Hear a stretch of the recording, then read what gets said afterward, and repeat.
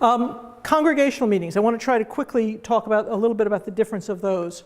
Congregational meetings go into your session record book, right? Ordinarily, the congregational meeting is also moderated by the installed pastor. If the installed pastor can't do it, she can invite somebody else to do it instead from the presbytery.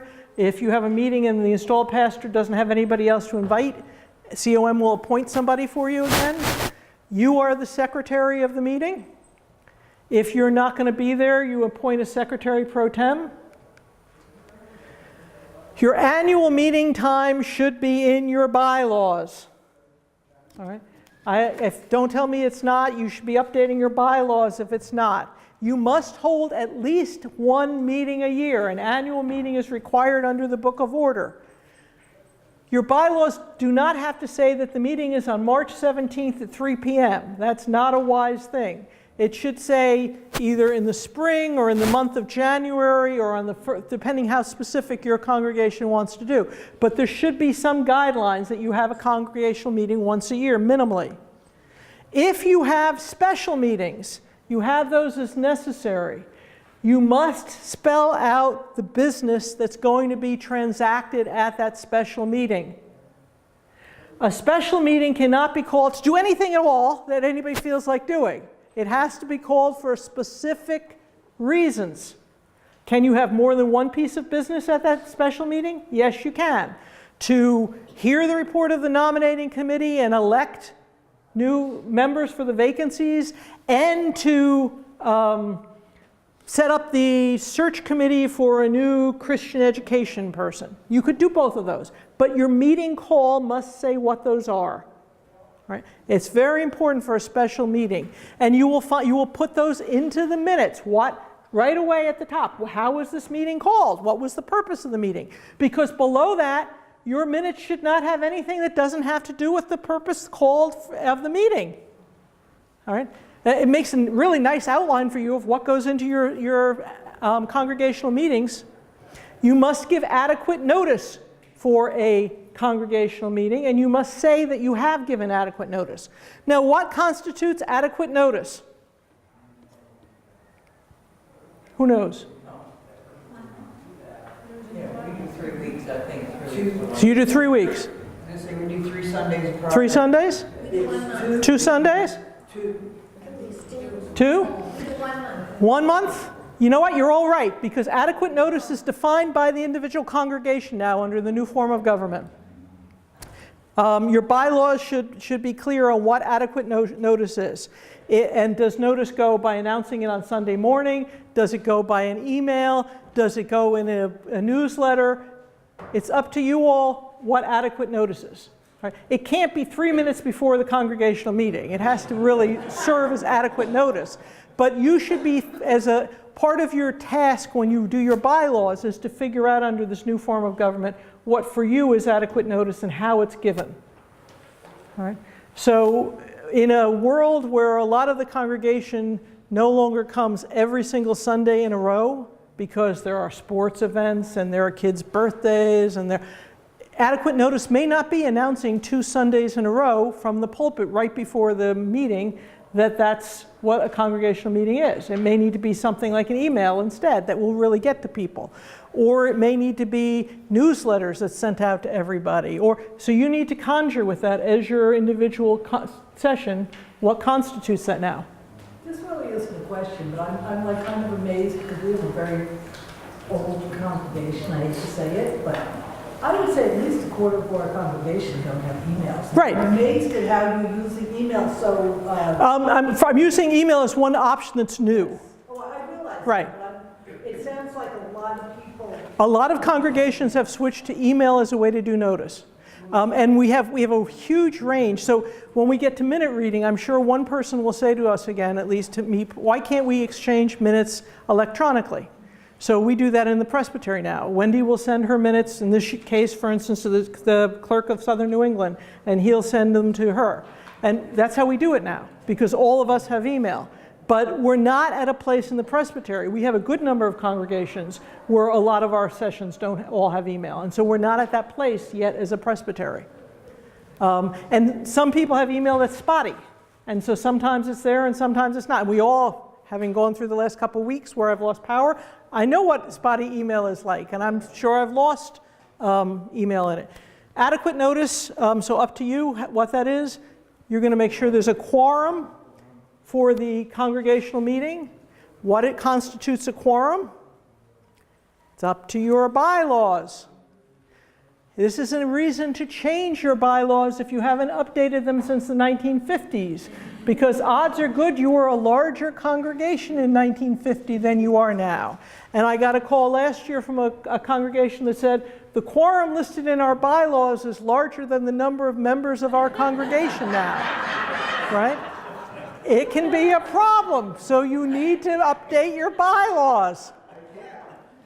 No proxy voting. Right. No proxy voting.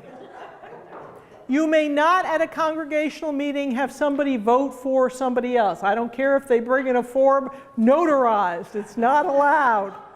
All right. There is no, and no, generally for congregational meetings, no electronic voting either. Ballot voting is allowed if you choose to have it. All right. Whose obligation is it to make sure that there are ballots available? If yours. All right.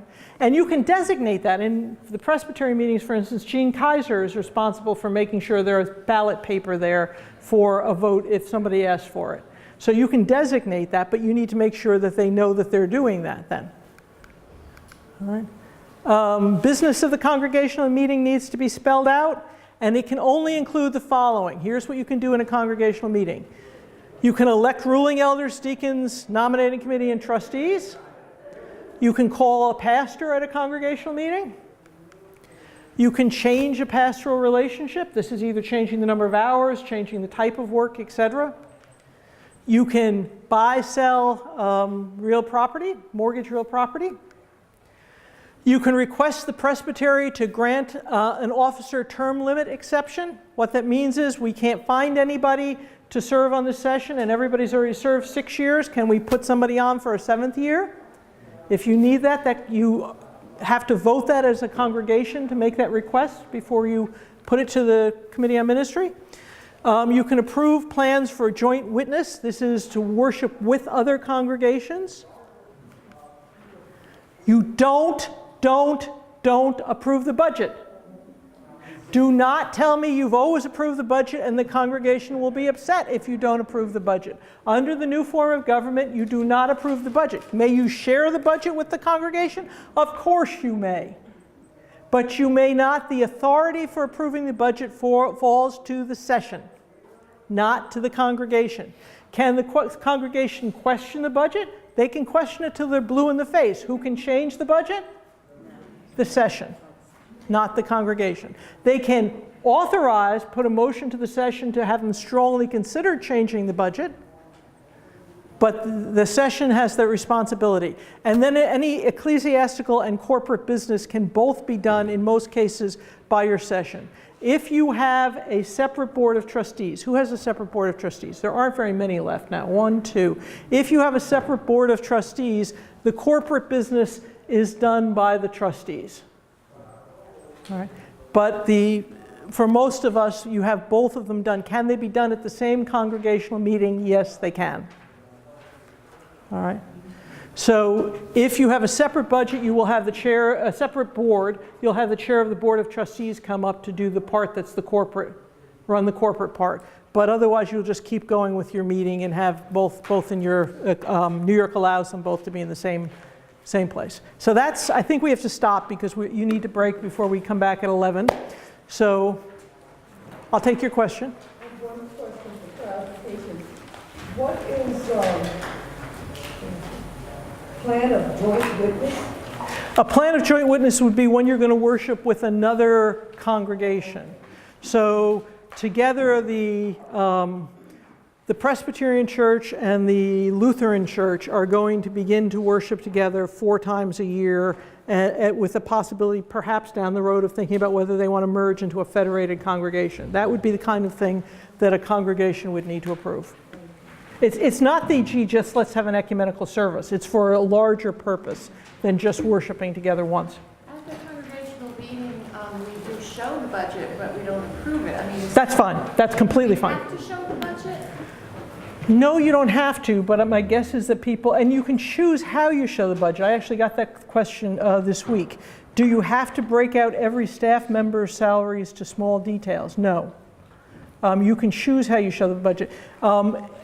You probably want some form of the budget shown to the congregation because, Well, we like them to see what's Right. coming in and Right. what's going out. Right. But do we have to But- give the full-fledged 5-page? no. You can choose, no. Item? No, you don't have to do that. You have to give some form of the budget. You must do pastor salaries because congregations have to vote on that. And it's costing this amount for us to pay Social Security taxes for this, and our, That has to get approved every year by the Yes. congregation? Okay. yes. Other questions? Yeah, Just for approval of something, is it right to put parentheses MSP? yes, Motion second pass? yes. Or we use MSA, move, second, approve. But yes, that's fine. I would not write it out each time. I would always use abbreviations. Somewhere, either the first time you've used it, or you should put down what the abbreviation stands for. If you're moving by consent agreement, and we're going to talk about that as well at the next meeting, you might put MC, move by consent. Okay? All right, so let's take a break and we'll come back and you'll be joined by other folks